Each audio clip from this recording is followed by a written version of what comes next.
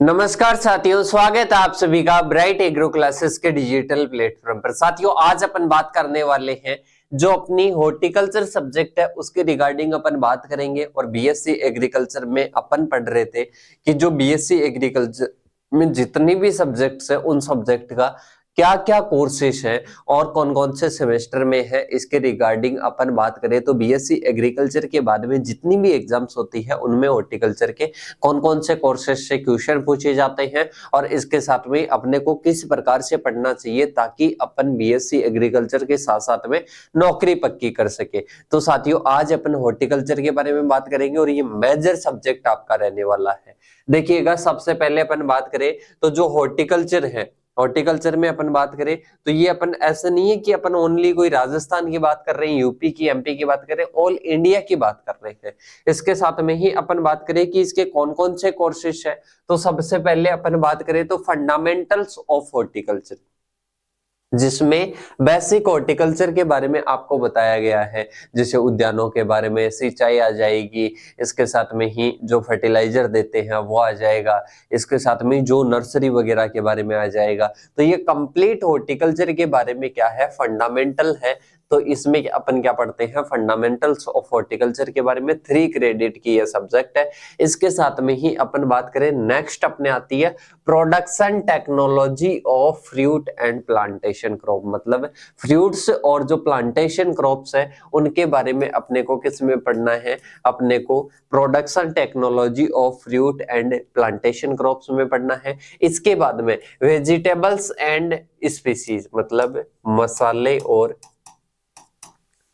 और सब्जियों के बारे में, मसाले और सब्जियों के बारे में किस में पढ़ना है, अपने को थर्ड कोर्स में पढ़ना है। इसके बाद में नेक्स्ट अपने आता है ऑर्नामेंटल क्रॉप्स एंड एमएपीएस। इसके साथ में ही अपन बात करें लैंडस्केपिंग, जो कि अभी थर्ड ईयर के फर्स्ट सेमेस्टर में कोर्स है, वो पढ़ना है अपने को। इसमें अपन पढ़े तो जो सजावटी जो पौधे वगैरह होते हैं, इसके साथ में ही जो ऑर्नामेंटल क्रॉप्स होती है उनके बारे में मेनली अपने को पढ़ना है। तो ये 4 प्रकार के कोर्स है, दोबारा से देख लीजिएगा। फ्लावर्स वगैरह इसमें आ जाएंगे, वेजिटेबल्स स्पीसीज इसमें आ गई, प्लांटेशन क्रॉप्स और फ्रूट्स इसमें आ गए, और जो जनरल है वो फर्स्ट में आ गया। मतलब कंप्लीट हॉर्टिकल्चर, कंप्लीट हॉर्टिकल्चर किसमें है साथियों, अपने बीएससी एग्रीकल्चर में है।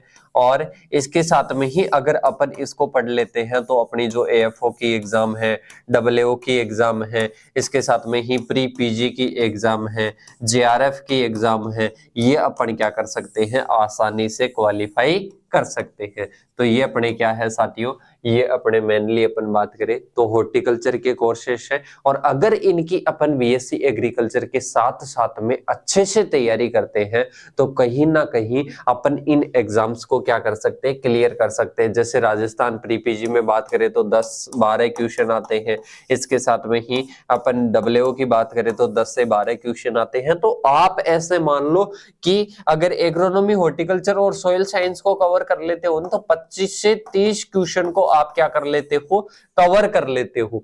वो भी ऐसे नहीं है कि ओनली इनकी अलग से पढ़ाई करनी पड़ेगी, बीएससी एग्रीकल्चर के साथ साथ में 25 से 30 क्वेश्चन तो ओनली 3 सब्जेक्ट में। इसी प्रकार से मैं आपको आगे की सब्जेक्ट भी बताऊंगा कि उनमें कौन कौन से आप तैयार कर सकते हो। इसके साथ में ही अपन चले आगे की ओर कि सर हमारे को अब जो है इसकी हमारे को प्रिपरेशन करनी है तो हम किस प्रकार से करें, हमारे टीचर्स वगैरह नहीं है। तो अपने बीएससी एग्रीकल्चर की कंप्लीट क्लासेस चल रही है, इंग्लिश मीडियम और हिंदी मीडियम दोनों में। और इसके साथ में ही अगर आपको जैसे मान लो कि फाउंडेशन रूप से तैयारी करनी है, फाउंडेशन की बात करूं तो जैसे आपको एएफओ, डब्ल्यूओ और जेआरएफ, सीयूटीपीजी इन सभी की तैयारी करनी है तो कंबाइंड तरीके से अपना एक बैच चल रहा है। इसके साथ में ही आपको अच्छी प्रकार से हॉर्टिकल्चर को कंप्लीट करोगे तो 10 से 12 क्वेश्चन, 10 से 12 अपने किस में आ जाएंगे, एग्रोनॉमी में 5 से 7 क्वेश्चन, सॉइल साइंस में। इस प्रकार से आप अपनी तैयारी को मजबूत कर सकते हो। बीएससी एग्रीकल्चर में भी रिजल्ट अच्छा रहेगा और इसके साथ में ही आपके कंपटीशन एग्जाम में भी क्या रहेगा, एंट्रेंस एग्जाम में भी क्या रहेगा, अच्छा रिजल्ट रहेगा। तो मिलते हैं अपन नेक्स्ट सेशन में, तब तक के लिए जय हिंद, जय भारत साथियों।